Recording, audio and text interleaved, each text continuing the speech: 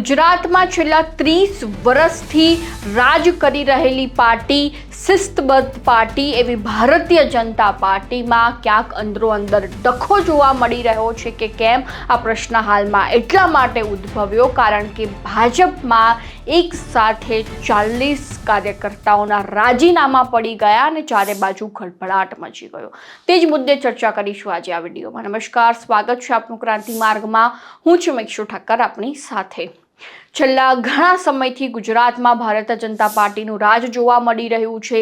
સારી એવી સત્તા જોવા મળી રહી છે દરેક સ્થાન પર. પરંતુ હાલમાં જે રીતે વાત કરવામાં આવે તો જે 40 કાર્યકર્તાઓના ભાજપના જે મૂળ કાર્યકર્તાઓ છે, જે ઘણા સમયથી ભાજપ સાથે જોડાયેલા હોય તેવા કાર્યકર્તાઓના રાજીનામા પડ્યા છે. તેને લઈને ગુજરાતના રાજકારણમાં ગરમાવો પણ જોવા મળી રહ્યો છે.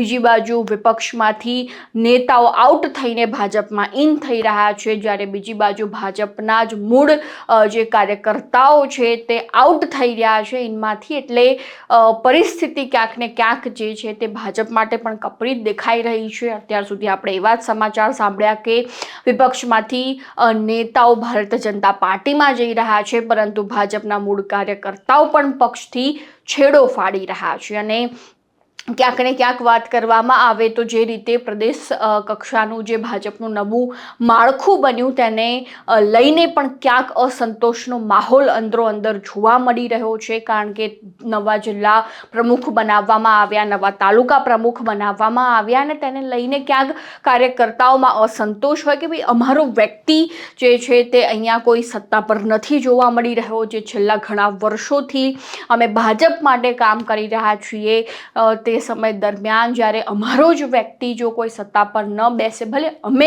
અમને કદાચ સત્તા મળે કે ન મળે, પણ અમારા વ્યક્તિને પણ, અમારા નેતાને પણ સત્તા નથી મળી રહી. એ રીતનો ક્યાંક અસંતોષનો માહોલ જોવા મળી શકે છે. બીજી બાજુ જો વાત કરવામાં આવે તો વિપક્ષના એટલે કે કોંગ્રેસ અને આમ આદમી પાર્ટીના જેટલા નેતાઓ એ પોતાના પક્ષ પરથી રાજીનામું આપીને ભારતીય જનતા પાર્ટીમાં જોડાઈ રહ્યા છે. અને તે જેટલા પણ પક્ષ પલટુ નેતાઓ છે તેમને સારા એવા હોદ્દાઓ મળી રહ્યા છે. નવા મંત્રીમંડળમાં એવા કેટલાક નેતાઓ હતા જેમને મંત્રી પદ પણ આપી દેવામાં આવ્યું. પરંતુ જ્યારે બીજી બાજુ ભારતીય જનતા પાર્ટીના જે સ્થાનિક કક્ષાએ જોડાયેલા વ્યક્તિઓ છે, જ્યાં ખરેખર ભારતીય જનતા પાર્ટી પાસે એટલી મોટી સત્તા નહોતી, તે સમયથી ભાજપ સાથે જોડાયેલા છે, જેમણે પોતાને આર્થિક રીતે ઘસી દીધા છે, માનસિક રીતે ઘસી દીધા છે, અને છતાં પણ જો તેમને કોઈ સત્તા ન આપવામાં આવે, તેમને કોઈ પદ ન આપવામાં આવે તો ચોક્કસથી એક રોષનો માહોલ પણ જોવા મળવાનો છે,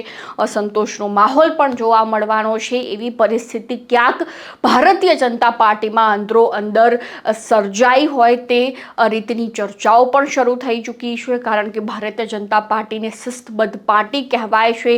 એવું કહેવાય છે કે ભાજપ એ પોતાના દરેક નેતા કાર્યકર્તાને સાચવે છે, પરંતુ ક્યાંક ને ક્યાંક આ પક્ષ પલટુ નેતાઓને કારણે પણ હવે ભારતીય જનતા પાર્ટીમાં અસંતોષનો માહોલ જોવા મળી રહ્યો હોય તે રીતની ચર્ચાઓ શરૂ થઈ ચૂકી છે. બીજી બાજુ પંચાયતોની ચૂંટણી આવી રહી છે, તેને લઈને પણ ક્યાંક ને ક્યાંક ભારતીય જનતા પાર્ટીમાં જે 40 કાર્યકર્તાઓના રાજીનામા પડ્યા છે તેને લઈને પણ ખળભળાટ મચી ચૂક્યો છે. એક બાજુ ચૂંટણી છે, બીજી બાજુ ભાજપનો આંતરિક ડખો છે.